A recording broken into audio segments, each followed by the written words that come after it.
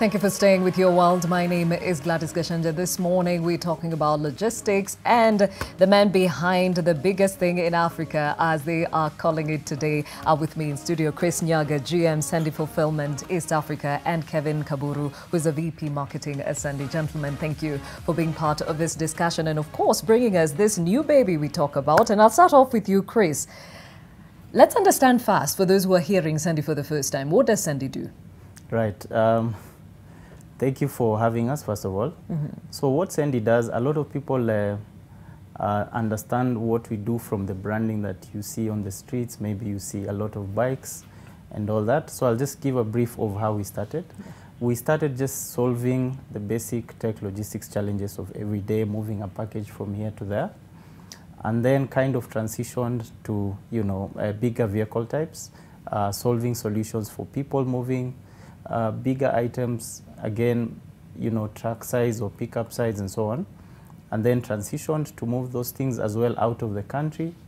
In the process, we saw another problem.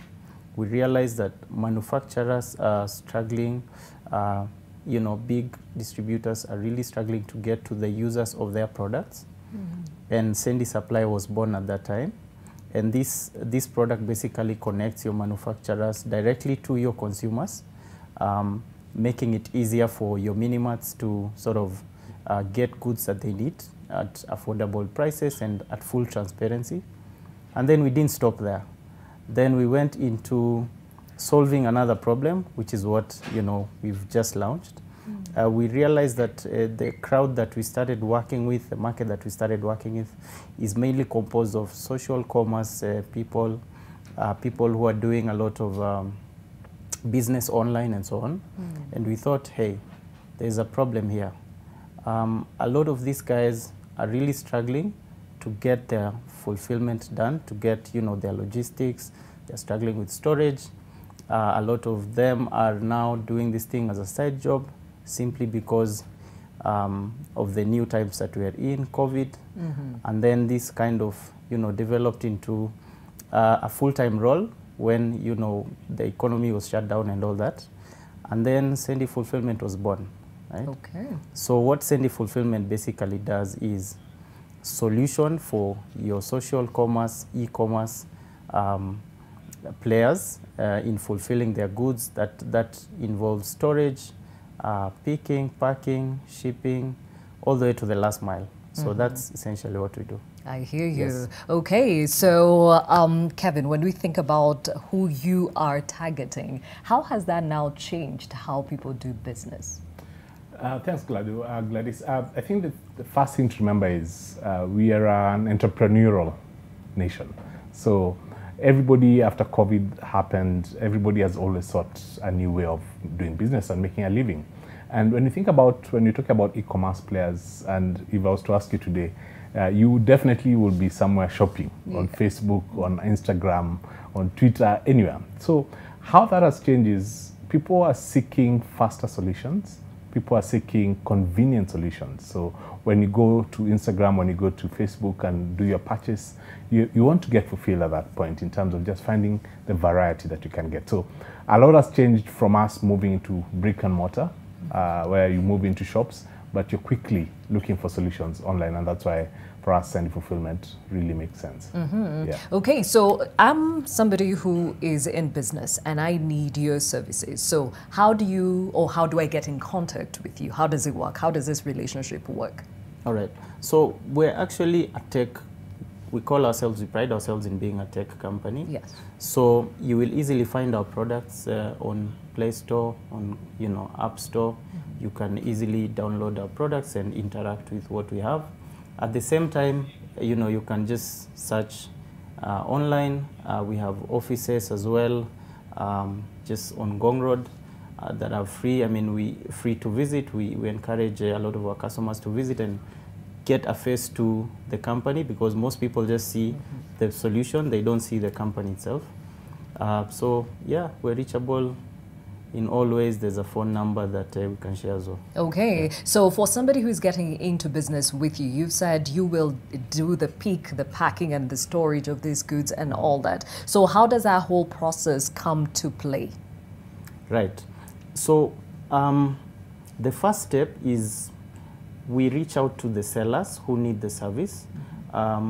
Like I said, the social commerce players, e-commerce players, direct-to-consumer businesses, and get them to, upload their products.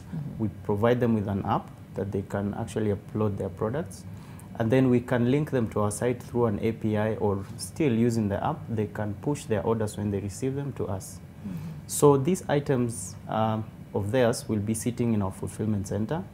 And every time there's an order from one of their customers, they generate one of their orders, they just need to either put it on the app and we will see it in our backend, or if, again, it's an e-commerce site and they're connected to us through an API, then we can see the order in the backend and we just do the magic. Pick, pack, ship, and yeah, the last mile delivery. Okay, Yes. so as I said, you are priding yourself as the next Amazon of Africa. So online business is big in Africa, and especially in the face of the pandemic. So tell me, I go click, I need this dress. How does that now activate the back end? So it's quite simple. So the vendor or the seller obviously has a platform that he or she is seeing. I've bought something online, I've bought from their shop. So what happens is, once you select whatever you're selecting, this is integrated to the vendor's sort of app, and the app then transmits or sort of sends us that information as Sendy, so that we're able to actually, from our fulfillment center, pick the product and then actually ship it to the customer. So it's a very seamless process. The customer is able to track actually how they the product that they've bought, where it's reached or where it's going, and they're even able to, for instance, indicate if I want to leave it at the watchman. Like if I was to get something delivered to you right now, again, studio, it probably may not be accessible. What you just need to say is, where do you want it to be dropped? And we'll drop it there, and then you pick it later. So it's very integrated in terms of from the seller's sort of platform to our end, where we actually receive the information. Then we are able to now do the final fulfillment, because the products are sitting with us. I see. Okay, so let me get this straight. So if I'm in business, my products are sitting with you Yes. in storage. Yes. So when I get anyone who wants something from me, then that order is activated on your end. Exactly.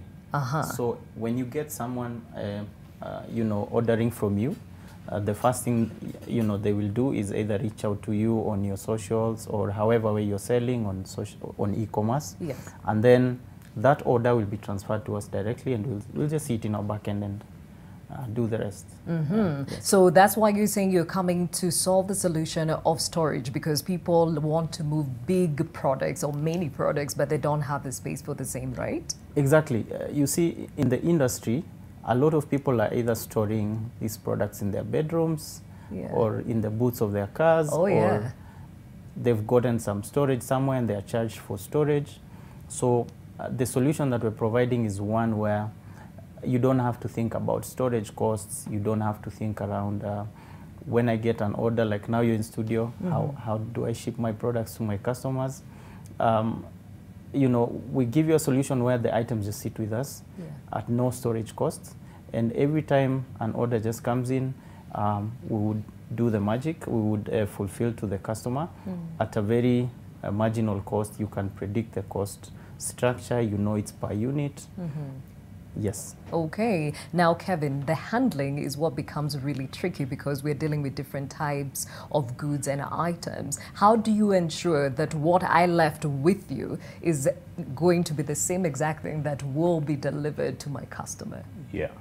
So we're investing in the state-of-the-art fulfillment center in terms of how we receive the goods from the vendor or the seller, and how we code them and pack them, obviously with a standardized way of ensuring that everything that we get on board is actually past standard, first of all. Then also, how do we store the same? So there's a tracking code that obviously the vendor has in terms of tracking the inventory that they have. So they sure anytime anything leaves the fulfillment center is by what they've actually ordered. So just investing in a full proper tech way of just ensuring that we're tracking the stock that comes in that actually leaves the fulfillment center, and we're able to just ensure that the vendor is at ease in terms of just whatever we are managing for them. Sounds very hands-off kind of doing business, okay? But you're the guys behind the scenes ensuring that this works. But what kind of investment have you had to put in place to ensure that everything is seamless as you describe it? Okay. So most of it is actually the tech. Like I said, tech company. So we've invested a lot of manpower, a lot of engineering hours to get this right. Also in the physical premises to do state-of-the-art fulfillment centers, and also in the operational capabilities. That's, in a nutshell, our investment. Yes. And where are your centers? Right now we're in Nairobi. You know, we use data to grow, take us to the next place where the customer needs us. In Nairobi, we have a major distribution center in Nairobi. We have around 6 pick-up and drop-off locations that our sellers can actually drop items within the CBD, within Westlands, within, you know, the environs that are close to them. And as we scale, we have you know, solutions across major towns. For example, we're in Mombasa currently, we're in Eldoret. We have premises there, physical premises, and then the rest we just grow as you know, the market directs. I see. Yes. Okay, so now we have the Sendy fulfillment, the new baby here, and I hear there's an offer for those that would like to engage with you. Being the marketer, tell us, Kevin, what can we expect? So I think for us this is exciting, and for us to support the online sellers, people who are doing this probably as a part-time, all you're saying is if you sign up today, and if you're one of the people who go either to the Google Play Store, download the app, or if you go to our website and get to sign up, we're giving you the first 100 shipments for free. Ooh. So this means you're shipping to all your customers for free. And we are not only doing the 100 shipments, but also storage, 60 days for free as you start off. So don't think about things in your car boot, don't get hassled with things in your bedroom and you don't have more space.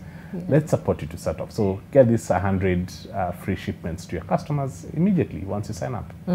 This baby was essentially born yesterday. Okay. Yes. So far, what's the uptake? So it's been, we actually have had people already placing orders. We have already had sellers already working with us. It's exciting. We did a post and people are actually calling, realizing when we give them the story of what fulfillment is all about, how this is actually helping them to focus more on selling and just leave the whole logistics on the side. So the uptake is, I would say it's great so far. Interesting that when you speak to these sellers and you give them this solution, it's like you're giving them heaven on earth in terms of the peace that comes with it. Okay, so let's just reiterate who we are targeting here, because I think it's so important that they understand the value you're bringing to the table, Chris. Right. So our main target is social commerce players, people who are selling on Facebook, on Instagram, for example, on WhatsApp. We're also targeting people who are on e-commerce. If you have an e-commerce site and you're pushing your products through that, then you're likely in our target market. Then we're targeting direct-to-consumer businesses. These are major players who are in manufacturing. They likely want to reach their customers directly.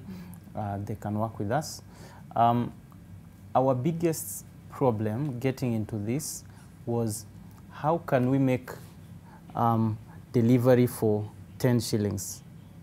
Yes. How do we solve an issue where consolidation comes into play and economies of scale such that you can actually get your product to your customers at 10 shillings?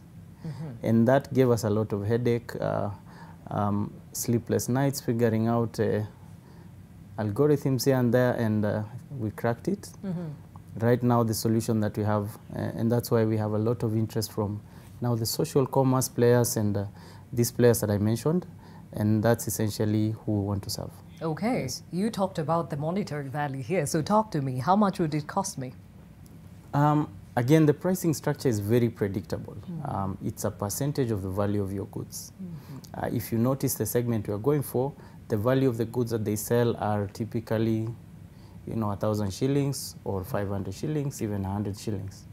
For example, today I'm getting earrings for a friend of mine, say for 100 shillings because they're a good color and whatnot. And maybe these items are sitting in Sendy fulfillment. the vendor will actually pay just 13 shillings because that's 13% that we're charging the vendor. That will include, storage, picking, packing, shipping. The shipping could be through a delivery, rider, or it could be through a pickup station, and that's unheard of. You don't get this kind of economies of scale anywhere, and that's what we put ourselves out to solve. Yes. Okay, so Kevin, are we talking about, or have we eliminated that whole delivery charges bit, or is all that consolidated in this amounts we speak of? Yeah. So this is all consolidated, and when Chris mentioned the 13%, is basically based on the price of the commodity you're selling. So that plus the storage that we're offering you is all consolidated into one, and it makes it cheaper.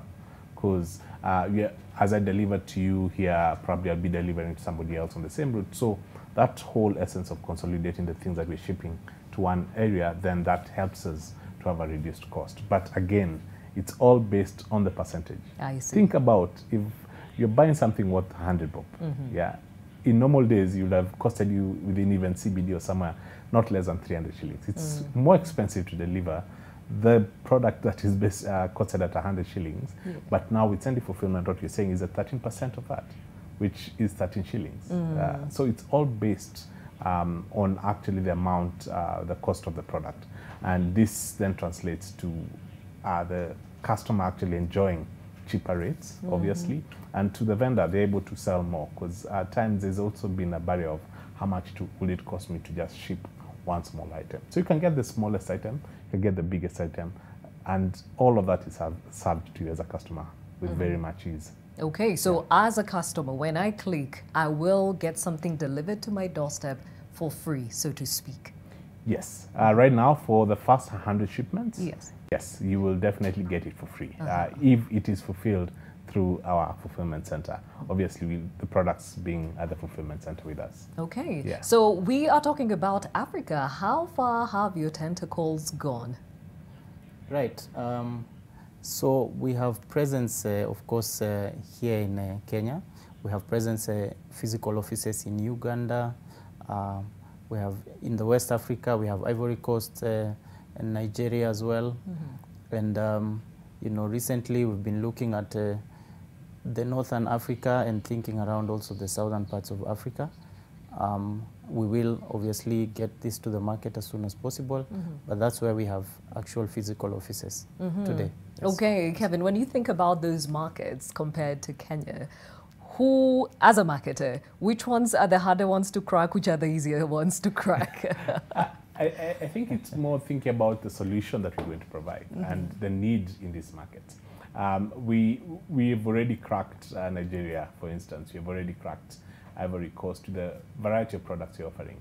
As we think of obviously moving into the northern part of Africa, I mean, it's looking at what is that solution that is needed at that point and going into that market.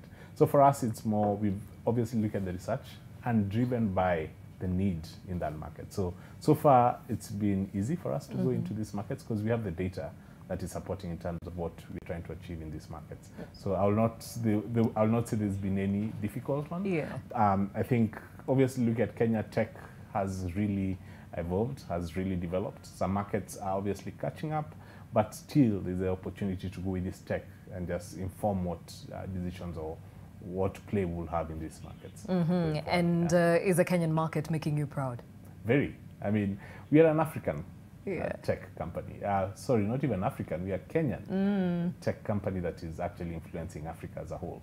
So I think this is a market that for us has been able to give us a testing ground, has been able to give us a lot of data to utilize to make decisions to go out of Kenya. So far Kenya has really proven that with all the products that we have, everything seems to be working. Okay, so gentlemen, as I bring this conversation to a close, I think it is important that we understand where you see the future taking you, and of course, perhaps some of the best practices you've learned from others who are in this business in a bigger scale, now that we keep mentioning Amazon. Chris. Right. So where we see the future, very interesting you ask that. Our main aim is to empower these small businesses to grow, and that's what we want. Part of that includes collecting a lot of data to make decisions, smart decisions for them. This could involve financing the organizations to grow. This could involve investing in a bit of marketing for these organizations to grow as well with all the data we collect. So data is really key for us. Obviously, we'll keep investing a lot in tech and solving problems that come up in the industry. And I mean, we're here to stay in terms of solving problems for this specific industry. In terms of the bigger players out there, so it's different dynamics. I mean, they're serving very different markets, and they have tried to set up in these markets as well, and it's not been easy, you know, because you need the local knowledge, and that's why that's what we bring. Like my colleague here, Kevin, is saying, we're essentially a Kenyan company, right? So we know what ails this country, we know what ails the continent in terms of logistics, in terms of tech, and those are the solutions we're here. We're home making these solutions and providing them.